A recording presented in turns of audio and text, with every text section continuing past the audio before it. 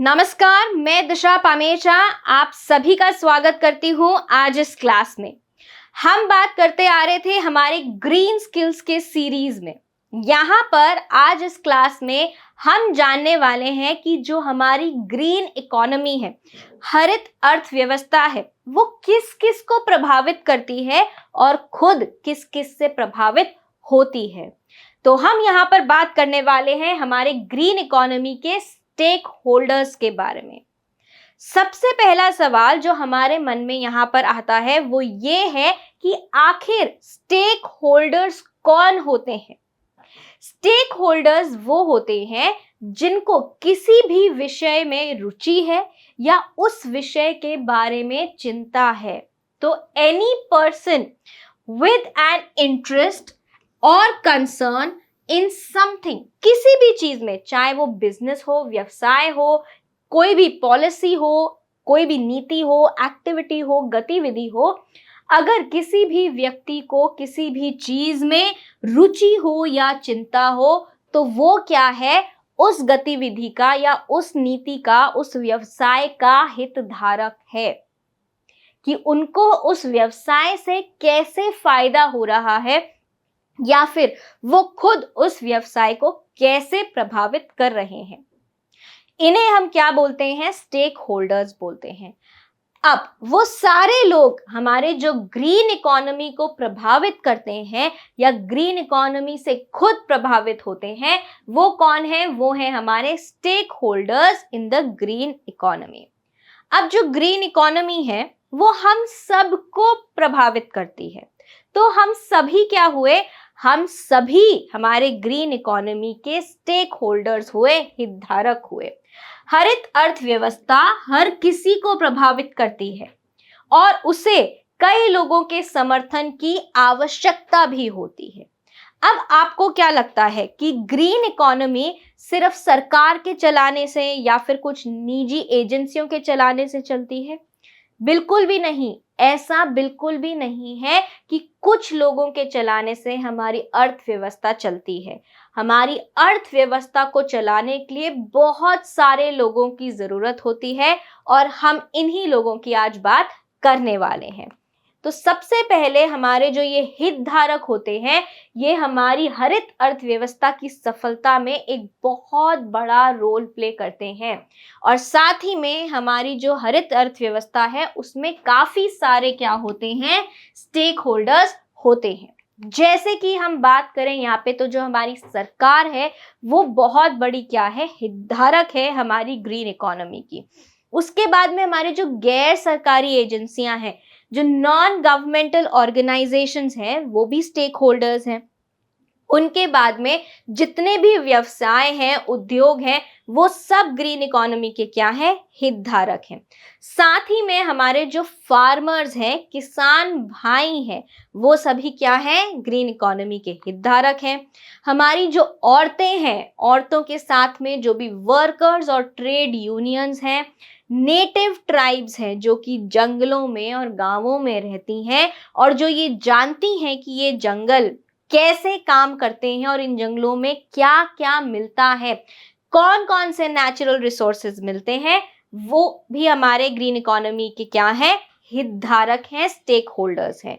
उसके बाद में जो हमारी साइंटिफिक और टेक्नोलॉजिकल कम्युनिटी है, हमारे जो वैज्ञानिक हैं, वो भी क्या है? हितधारक हैं। और साथ ही में हमारे जो बच्चे हैं और जो हमारे युवा जन हैं, वो हमारी ग्रीन इकोनॉमी का, हरित व्यवस्था, अर्थव्यवस्था का एक बहुत बड़ा हिस्सा बनाती हैं। तो सबसे पहले हम यहाँ पर बात करने वाले हैं हमारी सरकार के बारे में कि सरकार हमारी हरित अर्थव्यवस्था का, ग्रीन इकोनॉमी के कैसे स्टेक होल्डर्स हैं। अब आप सोचिए कि सरकार का क्या काम है? सरकार का काम है कि जो भी चल रहा है आसपास वो सही ढंग से चले। कैसे चले? सही ढंग से चले। इसके लिए वो क्या बनाते हैं? इसके लिए वो बनाते हैं कुछ लॉज। क्या बनाते हैं? कुछ लॉज बनाते हैं, नियम बनाते हैं, कानून बनाते हैं, कुछ पॉलिसीज भी बनाते हैं। क्या बनाते हैं? पॉलिसीज बनाते हैं। प्रोग्राम्स बनाते हैं। क्या बनाते हैं? काफी सारे प्रोग्राम्स बनाते हैं, काफी सारे मानकों को, स्टैंडर्ड्स को ले आउट करते हैं। साथ ही में काफी सारे मिशन भी क्या करते हैं? लॉन्च करते हैं। और हमारे पास में यहाँ पर काफी सारे और क्या होते हैं? सरकार की तरफ से बिल भी पास किए जाते हैं और लेजिस्लेशंस भी पास किए जाते हैं। अगर हम यहाँ पर बात करें मिशंस के बारे में, तो हमारी सरकार ने हमारी ग्रीन इकोनॉमी के लिए बहुत सारी पॉलिसीज और मिशन चलाए हैं जो कि हम पढ़ के आ चुके हैं। जैसे हमारी NAPCC, और हमारी क्या थी? हमारा जो NSM था, नेशनल सोलर मिशन, वो। साथ ही में अगर हम बात करें ग्रीन इंडिया मिशन की, वो भी कौन लेकर आया? सरकार लेकर आई। अगर हम बात करते हैं हमारे स्वच्छ भारत अभियान की, जो गाड़ी आपके गली में आती है सुबह सुबह और आपके घर से कचरा उठा के जाती है, वो भी किसने स्टार्ट करी है, चालू शुरू की है? वो मुहिम भी शुरू करी है हमारी भारत सरकार ने। तो हमारी भारत सरकार का काम क्या है? उनका काम ये है कि सतत विकास के कानूनों को, नीतियों को, रणनीतियों को, मानकों को, कार्यक्रमों को, साथ ही में अन्य देशों के साथ समझौते और कार्यों को बनाए और उनको लागू करें। अब जब ये सारी चीजें अगर हमें लागू करनी है, तो इनके लिए हमें क्या चाहिए होता है? इनके लिए हमें फंड्स चाहिए होते हैं। और ये फंड्स भी हमें कहाँ से मिलते हैं? ये फंड्स भी हमें सरकार ही प्रदान करके जाती है। इसके साथ साथ में सरकार और क्या करती है? जो हमारी पब्लिक है, हमें क्या करके जाती है? शिक्षित करके जाती है। हमारे पर्यावरण के प्रति हमें शिक्षित करके जाती है। साथ ही में हमारे अंदर पर्यावरण के संरक्षण के प्रति जागरूकता फैलाकर जाती है। तो ये सारे क्या काम हैं? ये सारे काम हैं हमारे सरकार के, और कैसे हमारी सरकार हमारी हरित अर्थव्यवस्था को प्रभावित करती है। अब हम यहाँ पर बात करेंगे हमारी नॉन गवर्नमेंटल ऑर्गेनाइजेशंस के, हमारी गैर सरकारी जो एजेंसियां हैं उनकी। इन गैर सरकारी एजेंसियों में कौन आते हैं? सारी जो निजी एजेंसियां हैं, जो सोशल वर्कर्स हैं, नॉन गवर्नमेंटल ऑर्गेनाइजेशंस हैं, निजी कंपनियां हैं, वो सब कहाँ आते हैं? नॉन गवर्नमेंटल ऑर्गेनाइजेशंस में आते हैं। अब इनका क्या काम है? इनका ये काम है कि जो भी सरकार ने नियम, कानून, नीतियां, रणनीतियां, मानक और कार्यक्रम लागू किए हैं, उनको फॉलो किया जाए। क्या किया जाए? उनको फॉलो किया जाए। इनका काम है कि जो सरकार है और जो समाज है, उनकी मदद करे। जो सरकार ने नियम और कानून लागू किए हैं, उनका पालन करने में। साथ ही में ये जो नॉन गवर्नमेंटल ऑर्गेनाइजेशंस हैं, ये क्या करते हैं? सरकार के मिशन में उन्हीं का भाग बनकर उन मिशन को लागू करने में सरकार की मदद करते हैं।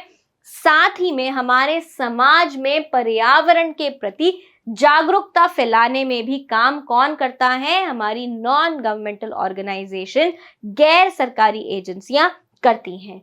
तो बहुत सारे क्या हैं? बहुत सारे व्यक्तिगत सामाजिक कार्यकर्ता और गैर सरकारी संगठन हरित अर्थव्यवस्था के लिए आवश्यक कार्यों को लागू करने में सरकार और समाज की मदद करते हैं। अब हम बात करते हैं हमारे बिजनेस और इंडस्ट्रीज की। तो ये जो बिजनेस और इंडस्ट्रीज हैं, जो हमारे व्यवसाय और उद्योग हैं, उद्योगपति हैं, ये कैसे हमारी हरित व्यवस्था को प्रभावित करते हैं? अब आपने देखा होगा, हमने बात करी रिन्यूएबल सोर्सेज ऑफ एनर्जी में, नवीकरणीय सोर्सेज ऑफ एनर्जी में किसकी बात करी? सोलर एनर्जी की बात करी। किसकी बात करी? सोलर एनर्जी की बात करी कि हम सूर्य की और ऊर्जा को, जो सौर ऊर्जा है, उसको काम में लें और उससे हम क्या करें? बिजली का उत्पादन करें। उसके बाद हमने बात करी विंड की, कि हवा की एनर्जी से हम क्या करें? बिजली का उत्पादन करें। टाइडल एनर्जी से हम बिजली का उत्पादन करें। साथ ही में हाइड्रो इलेक्ट्रिक तरीके से, पानी की ऊर्जा से हम बिजली का उत्पादन करें। तो तो ये सभी क्या हैं? ये सभी इंडस्ट्रीज हैं जो कि इन सब में यूज आने वाले, काम में आने वाले जो भी इक्विपमेंट्स हैं ये बनाती हैं। सोलर एनर्जी के लिए क्या यूज आते हैं? सोलर पैनल्स आते हैं। विंड के लिए विंड मिल्स आते हैं।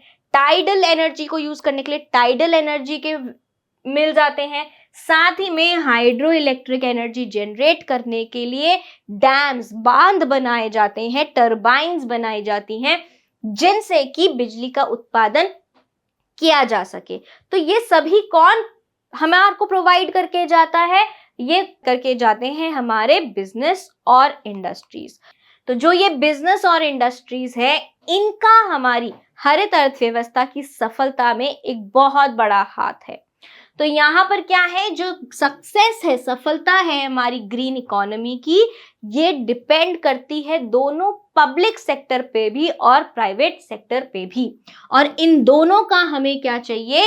एक्टिव पार्टिसिपेशन चाहिए। इन दोनों का हमें क्या चाहिए? सक्रिय भागीदारी चाहिए। और इनकी सक्रिय भागीदारी से ही हमारी जो ग्रीन इकोनॉमी है वो आगे बढ़ सकती है। साथ ही में जो हमारे यहाँ पर कंपनीज हैं, उनको जो भी सरकार ने नियम कानून लागू किए हैं उनको फॉलो करना होता है। और जो भी वो उत्पादन कर रहे होते हैं वो कैसे होने चाहिए? पॉल्यूशन फ्री होने चाहिए, या फिर कम से कम पॉल्यूशन उनमें होना चाहिए। तो जो भी कंपनीज हैं उनको क्या करना है? They have to follow responsible business practices and protect the environment.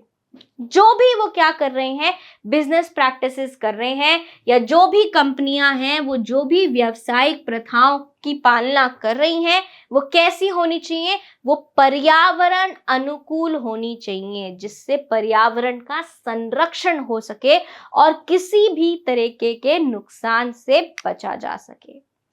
अब हम यहाँ पर बात करते हैं हमारे ग्रीन इकोनॉमी के सबसे बड़े पार्ट की, जो कि है हमारे फार्मर्स, हमारे किसान भाई। अब ये क्या करते हैं? ये जो किसान हैं ये हमारी हरित अर्थव्यवस्था का सबसे जरूरी हिस्सा है। ये क्या है? हमारे अर्थव्यवस्था और समाज के सबसे महत्वपूर्ण हिस्सों में से एक है। हमारा जितना भी खाना है वो कहाँ से आता है? हमारे किसान भाइयों से ही आता है। चाहे हम हमारे अनाज की बात करें, चाहे हम हमारे दालों की बात करें, सब्जियों की बात करें, या फलों की बात करें, या फिर कोई भी ऐसा खाना जो कि जानवरों से भी आता है, वो भी कहाँ से आता है? इन फार्मर्स से ही आता है। तो ये क्या हुए? ये हमारे देश के ग्रीन इकोनॉमी के पालन पोषण करने वाले हुए। अब इनका क्या है? इनका ग्रीन इकोनॉमी पे एक बहुत बड़ा प्रभाव है। कैसे है? ये हमारे जो देश है उसका जो उसमें जितना भी फूड है, खाना है, उसके उत्पादन को देख रहे हैं। तो खाने का उत्पादन क्या है? बहुत बड़ा है। कृषि क्या है? जो एग्रीकल्चर है, एक बहुत बड़ा हमारी ग्रीन इकोनॉमी का सेक्टर है। यहाँ पर अगर हमारे फार्मर्स सस्टेनेबल प्रैक्टिसेस को फॉलो करते हैं, क्या करते हैं? सस्टेनेबल प्रैक्टिसेस को फॉलो करते हैं, तो हमारा जो एग्रीकल्चर है वो कैसा होगा? वो भी सतत होगा, सस्टेनेबल होगा। कौन कौन सी प्रैक्टिसेस कर सकते हैं? हमने बात करी थी किसकी? क्रॉप रोटेशन की बात करी थी। साथ ही में हमने बात करी थी टेरेस फार्मिंग की, और हमने बात करी थी कॉन्टूअर प्लोइंग की। किसकी बात करी थी? कॉन्टूअर प्लोइंग की। ये सारी प्रैक्टिसेस से क्या हो रहा है? इन प्रैक्टिसेस से जो हमारा सॉइल है और वाटर है वो कंजर्व होके जा रहे हैं। कैसे होके जा रहे हैं? कंजर्व होके जा रहे हैं। अब अगर हम बात करें कि जो हमारे किसान भाई हैं ये क्या करें? ऑर्गेनिक फार्मिंग करें। क्या करें? ऑर्गेनिक फार्मिंग करें, और ऑर्गेनिक फार्मिंग के साथ में ये एग्रो फॉरेस्ट्री भी करें। एग्रो फॉरेस्ट्री भी करें। साथ ही में ये जो पेस्टिसाइड्स हैं, कीटनाशक हैं, उनका उपयोग कम से कम करें, जिससे कि हमारा जो पानी के संसाधन है, जल संसाधन है, जो हमारे लैंड संसाधन है, जमीन के संसाधन है, ये सब नुकसान से बच सके। तो ये जो हमारे किसान भाई हैं, ये क्या करते हैं, पूरे देश के लिए खाद्य और कृषि उत्पाद पैदा करते हैं। बात समझ में आ रही है? तो अगर हमारे जो ये फार्मर्स हैं, इनका सही ढंग से ध्यान रखा जाए तो ये एक हमारी ग्रीन इकोनॉमी के सक्सेस में बहुत बड़ा रोल प्ले कर सकते हैं। हम जो ग्रीन इकोनॉमी है वो फार्मर्स का ध्यान कैसे रख सकती हैं? यहाँ अगर हम बात करें कि हमारी जो सरकार है, उन्होंने काफी सारे योजनाएं लॉन्च करी हैं, जिनमें से एक है पीएम कुसुम। ये क्या है? ये है प्रधानमंत्री किसान ऊर्जा सुरक्षा एवं उत्थान महाअभियान, जहां पर क्या करा गया है, सोलर पावर्ड एग्रीकल्चर पंप्स लगाए गए हैं। वाटर पंप्स जो हैं वो सोलर पावर्ड एग्रीकल्चर पंप्स हैं। अब इनसे क्या होता है, ये जो पंप्स हैं ये सौर ऊर्जा से चलते हैं, बिजली से या डीजल से, पेट्रोल से नहीं चलते हैं। तो सबसे पहला काम यहाँ पर क्या हुआ, डीडीजलाइजेशन हुआ। जो ये हमारे फार्मर्स हैं, इनकी निर्भरता पेट्रोल पर या डीजल पर या बिजली पर बहुत ज्यादा कम हो गई है। इन वाटर पंप्स के जरिए अब इन किसानों को जितना पानी चाहिए वो निरंतर लगातार मिल सकता है। ऐसा नहीं होगा कि बिजली नहीं है तो पंप्स नहीं चलेंगे, पानी नहीं आएगा, पेट्रोल की कमी या डीजल की कमी है तो पंप्स नहीं चलेंगे तो पानी नहीं आएगा। यहाँ पर इन फार्मर्स ने इन सोलर पावर पैनल से क्या करना स्टार्ट किया है, अपने इन पानी के पंपों को एनर्जाइज करना स्टार्ट किया है और बाकी जो भी बिजली बचती है उसको ये बेच देते हैं और उससे पैसा कमाते हैं। तो यहाँ पर हमारे किसान भाइयों का क्या हुआ है, उत्थान हुआ है। क्या हुआ है, उत्थान हुआ है। तो ऐसी काफी सारी योजनाएं हमारी सरकार लाती है हमारे किसान भाइयों के लिए। अब हम यहाँ पर बात करते हैं हमारी औरतों की, हमारी विमेन की। जो विमेन है वो हमारी आबादी का आधा हिस्सा है। क्या है, हमारी आबादी का आधा हिस्सा है। और चाहे हम बात करें घर की या समाज की और अर्थव्यवस्था की, उन सब में जो औरतें हैं, विमेन है, एक बहुत ही बड़ी भूमिका निभाती हैं। अब कैसे निभाती हैं हमारी औरतें बहुत बड़ी भूमिका? सबसे पहले अगर हम चालू करें हमारे घर से, तो हमारे घर का जो किचन है वो कौन संभालती हैं, हमारी औरतें संभालती हैं ज्यादातर।